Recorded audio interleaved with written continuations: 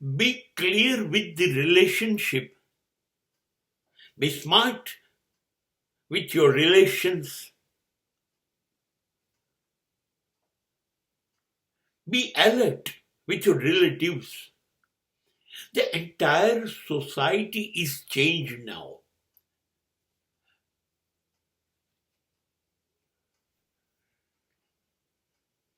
Now we need to revise. We want to renovate the system of relatives and relativities and relations. સંબંધ બદલાઈ ગયો છે સાહેબ, સમયની સાથે સાથે બદલવું પડશે, બદલાવવું પડશે. સમય નવા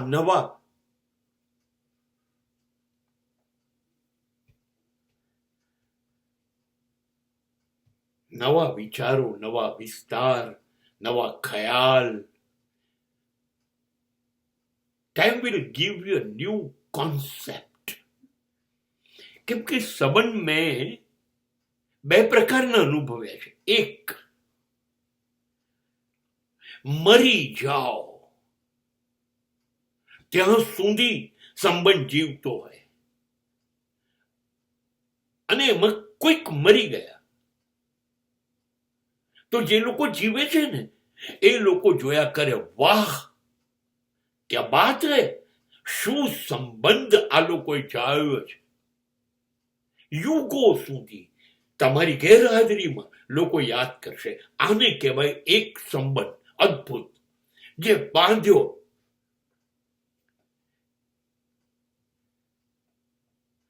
प्यार का बंधन, जन्म का बंधन,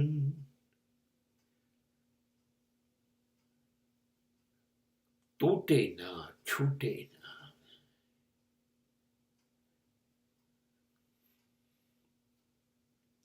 આ નથી છૂટતો. આવા સંબંધો હતા, કહું છું, એક હતા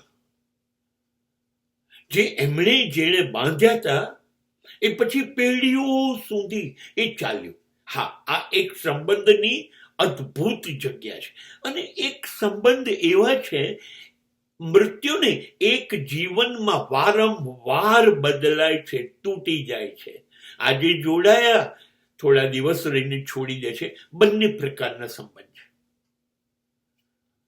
જે છૂટવાનું નામ નથી લેતા મૃત્યુ સુધી. અને અમુક સંબંધો મૃત્યુ સુધી ટકતા નથી, જે જોડે રહેવાનું માનતા નથી. બંને છે. હવે સમજણ આપણે પેદા કરવાની છે, ઓળખી જવું છે. આ બોલ્યો છું પણ ઓળખાતું નથી. માણસ ઓળખાયો છે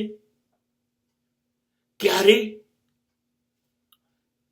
ઓળખાશે પણ નહીં, એટલે તો એ માણસ છે.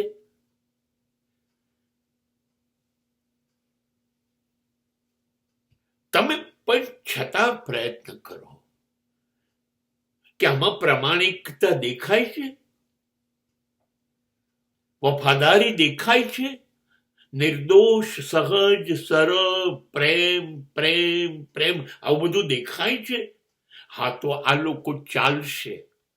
આમાં કોઈક માટે ફના થવું છે, ભોગ આપવો છે, બલિદાન આપવો છે, ઘસાઈ જવું છે, ખતમ થઈ જવું છે, એવું બધું દેખાય છે. હા, આ ચાલશે.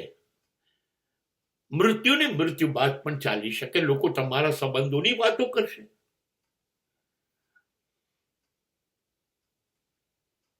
સંબંધ એટલે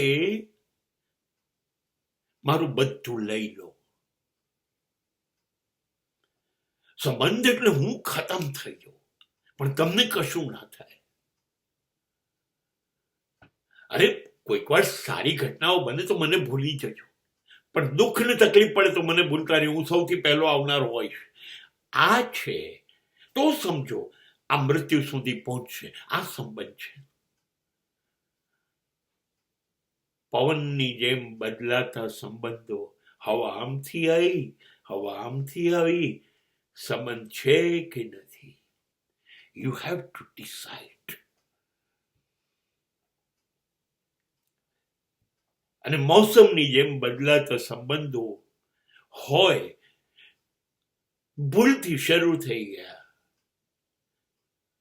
તો નીચેથી ધીરે રહીને નીકળી જાઓ. કેમ કે જે સંબંધનું ભવિષ્ય નથી, એ સંબંધમાં ભવિષ્યમાં આપણે કેવી રીતે હોઈશું? ના ના ના. હા, ઉભા થવાની સભ્યતા જાળવજો. હને ભૂલથી જોડે ગયા પણ ના એ બદનામ થાય, ના એ બરબાદ થાય, ના એને દુઃખ પહોંચે. ફરી જોડે બેસી ન શકાય ચા પીવા માટે? એવી રીતે ઉભા નથી થવું. હા, પણ રસ્તો બદલી લઈશ. સુરેશ દલાલે એક બહુ સરસ વાત કરી હતી. ગમ્યું ત્યાં સુધી જોડે ચાલ્યા, હવે નથી ગમતું તો પહેલો ખાંચો આવે એટલે વળી જઈશું. That is a beauty of a relationship. ગમ્યું ત્યાં સુધી જોડે રહ્યું, નહીતર okay, good bye sir, wish you all the best. બધા સંબંધો જીવનભર રહે એ અપેક્ષા વધારે પડતી છે.